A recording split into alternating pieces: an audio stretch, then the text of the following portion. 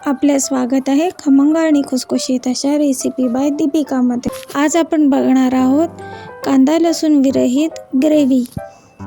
ह्या ग्रेव्हीचा वापर आपण भरपूर प्रकारच्या भाज्यांमध्ये करू शकतो.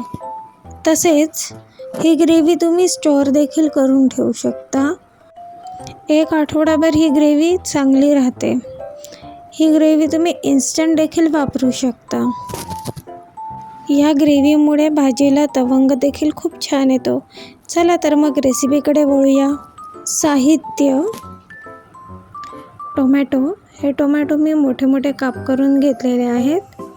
या ठिकाणी मी हायब्रिड टोमॅटोचा वापर केला आहे, कारण की ह्याला रस खूप जास्त असतो. कोथिंबीरचे देठ, भिजवलेले काजू, भिजवलेली लाल मिरची, शिमला मिरचीचे काप, हिरवी मिरची, आल्याचे तुकडे. एका कढईत आपण तेल तापवून घेणार आहोत. तेल तापल्यावर आपण त्याच्यामध्ये प्रथम खडे मसाले टाकणार आहोत. तमालपत्र, 4 लवंगा, 4 काळी मिरी आणि 1 दालचिनीचा तुकडा. आपल्या आवडीनुसार आपण या ठिकाणी खडे मसाले वापरू शकतो. खडे मसाले परतून झाल्यावर त्याचा एक विशिष्ट अरोमा येतो. त्यानंतर आपण त्याच्यामध्ये शिमला मिरची टाकणार आहोत. शिमला मिरचीचा रंग बदलेपर्यंत परतून घ्यायचा आहे. शिमला मिरची हे कांद्याचा ऑल्टरनेट म्हणून काम करते, त्यामुळे ती टोमॅटोचा आंबटपणा मारते. शिमला मिरची व्यवस्थित परतून झाल्यावर आपण जे मोठे मोठे काप केलेले टोमॅटो होते ते आपण आपल्या कढईत टाकणार आहोत आणि ते व्यवस्थित परतवून घेणार आहोत. टोमॅटोला व्यवस्थित पाणी सुटेपर्यंत ते परतवायचे आहेत. ह्या ग्रेव्हीमध्ये आपण वरून पाणी टाकणार नाही आहोत, कारण की ही ग्रेव्ही जी आहे ती आपण स्टोअर करण्याच्या हिशोबाने बनवत आहोत. आता आपण आलं आणि मिरची टाकून घेणार आहोत. मिरचीचा रंग बदलेपर्यंत आपण ती व्यवस्थित परतवून घ्यायची आहे. आपण बघू शकता टोमॅटोला छान पाणी सुटत आहे आणि त्याचा अरोमा देखील खूप छान येतो आहे. आता आपण या ग्रेव्हीमध्ये धणे आणि जिरं ॲड करणार आहोत. ते देखील व्यवस्थित परतवून घ्यायचं आहे. टोमॅटोला सुटलेल्या पाण्यामध्ये ही ग्रेव्ही छान शिजते आणि जोपर्यंत टोमॅटो पूर्णपणे गळत नाही तोपर्यंत आपल्याला ही ग्रेव्ही शिजवून घ्यायची आहे. आता आपण या ठिकाणी भिजवलेले काजू आणि भिजवलेली लाल मिरची ॲड करणार आहोत. हे काजू आणि मिरची मी 1 ते 1.5 तास भिजत ठेवलेलं होतं. तुम्ही नुसतंच पण टाकू शकता, पण मिरचीचा जो रंग आहे ना तो छान येतो जर का तुम्ही मिरची भिजत टाकली तर. हे दोन्ही आपण व्यवस्थित परतून घेणार आहोत जोपर्यंत काजूचा रंग बदलत नाही. सगळे पदार्थ व्यवस्थित शिजले गेले पाहिजे. आता आपण याच्यामध्ये कोथिंबीरीचे देठ घालून घेणार आहोत. हे कोथिंबीर जेव्हा आपण निवडतो ना तेव्हा हे देठ बाजूला काढून ठेवायचे. हे वाटणामध्ये, चटणीमध्ये याला खूप छान जास्त चव देतात, कारण की कोथिंबीरीच्या पानांपेक्षा कोथिंबीरीच्या देठाला जास्त चव असते. हे देखील आपण व्यवस्थित परतवून घेणार आहोत. संपूर्ण पदार्थ परतवून झाल्यावर 5 मिनटं वाफवून घ्यायचं आहे. व्यवस्थित टोमॅटो शिजला गेला पाहिजे. त्याच्यामध्ये अजिबात पाणी उरता कामा नये आणि पूर्णपणे तो गळून गेला पाहिजे. अशा पद्धतीने तो शिजला गेला पाहिजे. आपण बघू शकता मिश्रण अतिशय सुंदर दिसत आहे. मी गॅस बंद केलेला आहे. हे मिश्रण मी पूर्णपणे मीडियम आचेवरती शिजवून घेतलेलं आहे. मीडियम टू लो आच. आता हे मी डिशमध्ये काढून थंड करून घेणार आहे. या ठिकाणी मी मिश्रणामधले खडे मसाले बाजूला काढून घेत आहे. आमच्याकडे तिखट कमी खातात, त्यामुळे मी यातले खडे मसाले बाजूला काढून घेतले आहेत.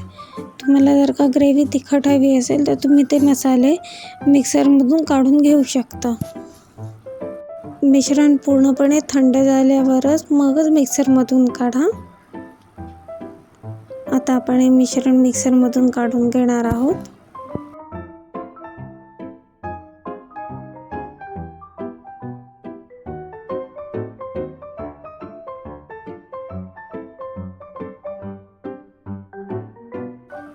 आपण बघू शकता ग्रेव्हीचा रंग अतिशय सुंदर आलेला आहे.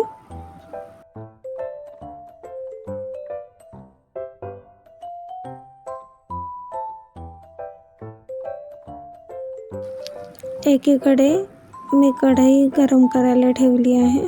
त्याच्यामध्ये मी तेल घेतलेलं आहे. आता तुम्ही म्हणाल आपण ही ऑलरेडी परतवलेली ग्रेव्ही आहे, पण मग परत आता कशाला?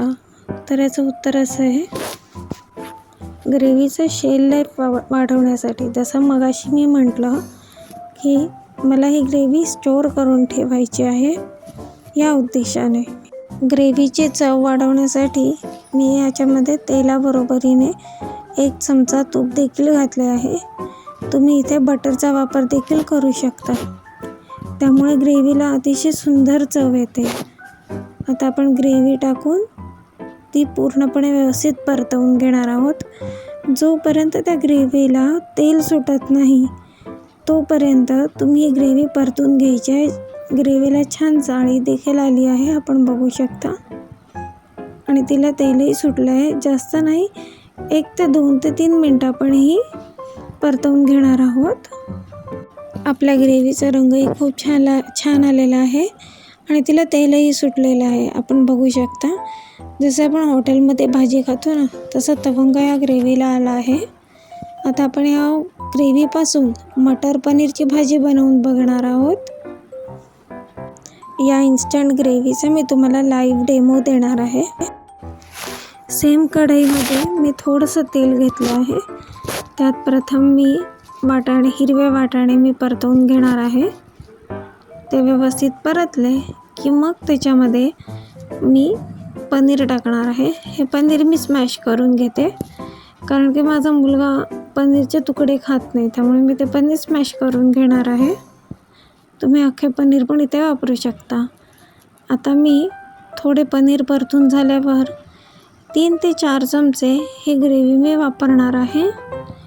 ही भाजी मी जी बनवते आहे ती 3 माणसांसाठी भाजी बनवते आहे. तुमच्याकडे जास्त माणसं असतील त्याप्रमाणे तुम्ही ग्रेव्ही कमी किंवा जास्त करू शकता. पनीर, वाटाणे आणि ग्रेव्ही हे तिन्ही व्यवस्थित एकजीव केल्यानंतर त्याच्यामध्ये मी गरम पाणी घालणार आहे आणि आपले रेग्युलरचे जे मसाले आहेत ते घालून मी ही भाजी परतवून घेणार आहे. मगाशी ग्रेव्ही बनवताना मी मसाले टाकले नाही. मसाले टाकले तर ते ग्रेव्हीमध्ये मुरतात. जसं मी मगाशी म्हटलं की मला ही ग्रेव्ही स्टोअर करून ठेवायची आहे, म्हणून मी त्याच्यामध्ये मसाले टाकले नाही. जेव्हा भाजी बनवतो तेव्हा आपण मसाले टाकू शकतो. आता ही भाजी मीठ घालून मी एक वाफ घेणार आहे आणि झटपट अशी आपली मटर पनीरची भाजी तयार झाली आहे. आपण बघू शकता आपल्या मटर पनीरच्या भाजीला रंगही खूप छान आला आहे आणि तिला तवंग देखील खूप छान सुटला आहे. ग्रेव्ही साठवताना तिला अजिबात पाणी लागणार नाही याची दक्षता घेतली गेली पाहिजे, नाहीतर ग्रेव्ही खराब होऊ शकते. ही रेसिपी तुम्हाला कशी वाटली हे मला कमेंटमध्ये नक्की सांगा. बनवल्यावर तिचा फोटो टाकायला विसरू नका. लाईक, शेअर, सबस्क्राईब माय चॅनल आणि बेल आयकॉन दाबायला देखील विसरू नका, म्हणजे माझ्या पुढच्या रेसिपीजचे नोटिफिकेशन तुम्हाला मिळत राहील. थँक्यू.